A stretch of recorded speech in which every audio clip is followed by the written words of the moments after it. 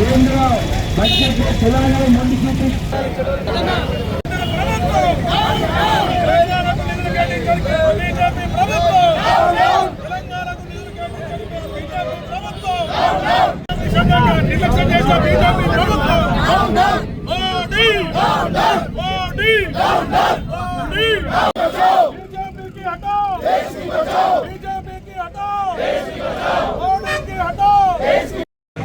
సిరిసిల్లలో అంబేద్కర్ గారి విగ్రహం దగ్గర కేంద్ర భారతీయ జనతా పార్టీ ప్రభుత్వం బడ్జెట్ ప్రవేశపెట్టిన సందర్భంలో తెలంగాణకు అన్నా పైస ఇవ్వకుండా విస్మరించినందుకు నిరసనగా ప్రదేశ్ కాంగ్రెస్ కమిటీ అధ్యక్షులు ముఖ్యమంత్రి శ్రీ రేవంత్ రెడ్డి గారి ఆదేశాల మేరకు జిల్లా వ్యాప్తంగా ఉన్నటువంటి కాంగ్రెస్ పార్టీ నాయకత్వం హోదా ఉన్నటువంటి వారి ఆధ్వర్యంలో ఈరోజు ఈ సిరిసిల్ల జిల్లా కేంద్రంలో మా నిరసన వ్యక్తం చేస్తూ భారతీయ జనతా పార్టీ ప్రభుత్వ మొండి వైఖరిని నిరసిస్తూ ఎన్నికలు ఎక్కడుంటే అక్కడికి కేంద్ర ప్రభుత్వ బడ్జెట్లో నిధులు ఎక్కువగా కేటాయించి పలుమార్లు బీహార్కు పలుమార్లు పక్కనున్నటువంటి మిత్రపక్షమైనటువంటి మరో రాష్ట్రానికి ఢిల్లీకి సంబంధించి ఎన్నికలు జరుగుతున్నటువంటి సందర్భంలో ఆ ప్రాంతాలకి ఎక్కువ నిధులు వెచ్చించి తెలంగాణకు మొండి చేయి చూపించినటువంటి భారతీయ జనతా పార్టీ సర్కారును నిలబడాలి. బీజేపీకి సంబంధించిన 8 మంది ఎంపీలు అని చెప్పంటూ తెలంగాణ 8 మంది ఎంపీలు ఇచ్చింది. 2 కేంద్ర మంత్రులు ఉన్నా వారి చేత కాని తనం వల్ల 8 మంది ఎమ్మెల్యేలు ఏపీ బీజేపీ 2 మంత్రులు కలిసి ఒక్క రోజన్నా కేంద్ర ప్రభుత్వం దగ్గరకు వెళ్ళి మా తెలంగాణకు ఈ నిధులు కావాలని అడిగిన పాపాన పోని సందర్భంలో తెలంగాణకు అన్నా పైస రావాలన్నమాట సందర్భం చెప్తూ గౌరవ ముఖ్యమంత్రి రేవంత్ రెడ్డి గారు గౌరవ మంత్రులు దేశీయాలు పోకుండా ఓ సభలో మా గౌరవ ముఖ్యమంత్రి నరేంద్ర మోడీని పెద్దన్న పాత్ర పోషించి అన్ని రాష్ట్రాలు సమన్వయం చేయమంటే మన దగ్గర బయ్యారం ఉక్కు ఫ్యాక్టరీ గురించి చర్చ లేదు, కానీ పక్కన విశాఖ స్టీల్ గురించి మాట్లాడుతుంది. మన దగ్గర పాలమూరు రంగారెడ్డి జాతీయ హోదా గురించి లేదు, పక్కన పోలవరం సంబంధించిన నిధులు ఎక్కువ ఇచ్చేటువంటి కార్యక్రమం. ఇంచుమించు అనేక లక్షల కోట్లకు సంబంధించినటువంటి పెండింగ్ పనులు ఈరోజు 4th సిటీ ఏర్పాటు చేస్తున్నాం.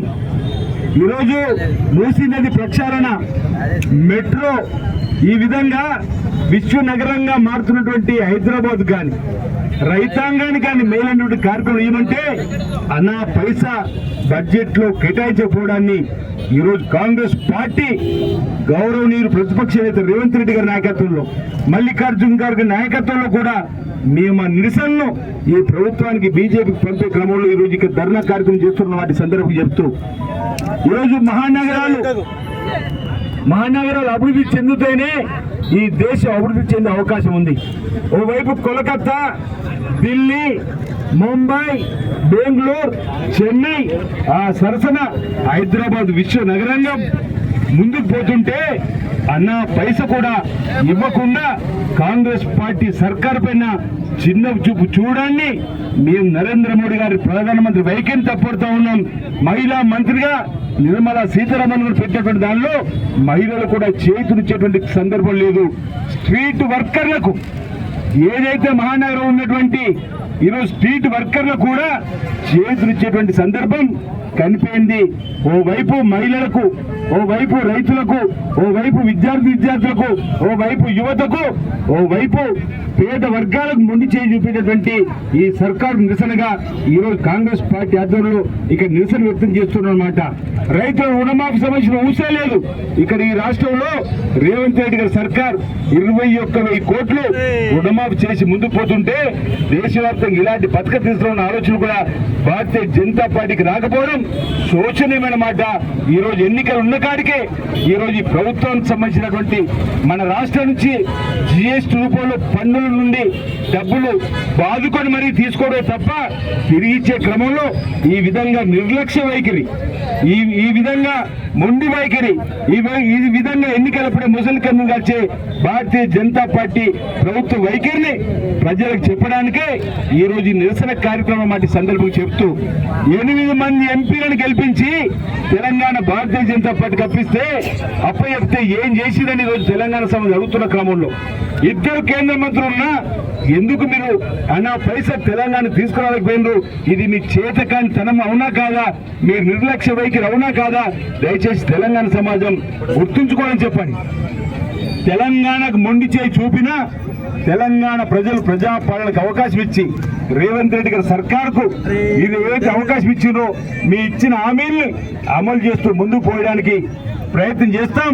తెలంగాణ రాష్ట్ర బడ్జెట్ లో అన్ని వర్గాల అభివృద్ధి కోసం పాటుపడేటువంటి జనరంజకమైన బడ్జెట్ ను తీసుకురావడం కోసం మేము ప్రయత్నం చేస్తాం. గతంలో ఉన్నటువంటి బీఆర్ఎస్ ప్రభుత్వం లాగా ఆడంబరాలకు పోకుండా ధనిక రాష్ట్రం చెప్పి అప్పుల రాష్ట్రంగా మార్చినటువంటి వారి పాలనకు అనుగుణంగా కాకుండా వాస్తవానికి దగ్గరగా బడ్జెట్ ను ప్రవేశపెట్టి తెలంగాణ ఉన్నటువంటి అన్ని వర్గాలను అభివృద్ధి పథంలో తీసుకొని పోతామని కేంద్రం సహకరించాలని చెప్పని కోరినా సహకరించాలని నరేంద్ర మోడీ గారి అమిత్ షా గారి వైఖరిని కూడా ఈ సందర్భంగా తప్పడుతూ ఈ నిరసన కార్యక్రమం ఈ ధర్నాను ఇక్కడ జిల్లాలో ఏర్పాటు చెప్తూ పతనం తప్పని భారతీయ జనతా పార్టీకి భవిష్యత్తులో తెలంగాణలో ప్రజలు మేల్కొని చైతన్యవంతులు ఈ రోజు రాబో రోజుల్లో భారతీయ జనతా పార్టీకి తగిన బుద్ధి చెప్తారని చెప్పిన సందర్భంగా నేను భావన చేస్తా ఉన్నా. వారి నిర్లక్ష్య వైఖరిని తీవ్రంగా ఖండిస్తా ఉన్నాను.